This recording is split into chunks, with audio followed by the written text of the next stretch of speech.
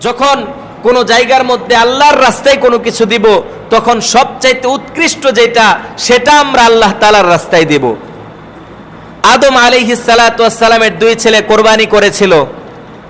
দুইজনের মধ্যে একজনের কোরবানি কবুল হয়েছিল, আরেকজনের হয় নাই। একজন দুম্বা দিয়েছিল, আরেকজন সেই কৃষক ছিল, কৃষি যে পণ্য আছে এগুলো সে দিয়েছিল কোরবানি। কিন্তু আল্লাহ তাআলা একজনের কোরবানি কবুল করেছেন, যে দুম্বা দিয়েছে তার কোরবানি কবুল করেছেন। কেন জানেন? এখানে শিক্ষণীয় বিষয় হলো, ওই দুম্বাটা আল্লাহ তাআলা এজন্য কবুল করেছেন, আদম আলাইহিস সালাতু ওয়াস সালামের ওই ছেলে দুম্বা চড়াতো, ওই দুম্বাগুলোর মধ্যে সবচাইতে উৎকৃষ্ট যে দুম্বাটা ছিল, মোটা তাজা সুঠাম দেহের অধিকারী, এটাকে হযরতে আদম আলাইহিস সালাতু ওয়াস সালামের ছেলে কোরবানি করেছেন।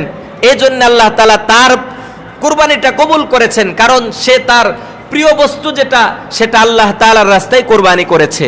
আর আরেকজন যে ছিল, সে কৃষি কাজ করত, তার সেই যে শস্যদানা নষ্ট হয়ে যাচ্ছিল, পচে যাচ্ছিল, এগুলো নিয়ে সে আল্লাহর রাস্তায় কোরবানি করেছে। এজন্য আল্লাহ তাআলা দেখেছেন এই বিষয়টা, যে কে আমার জন্য প্রিয় বস্তুটা কোরবানি করে, আমি তার কোরবানিটাই মাত্র কবুল করব, অন্য কারো কোরবানি আমি আল্লাহ তাআলা কবুল করব না।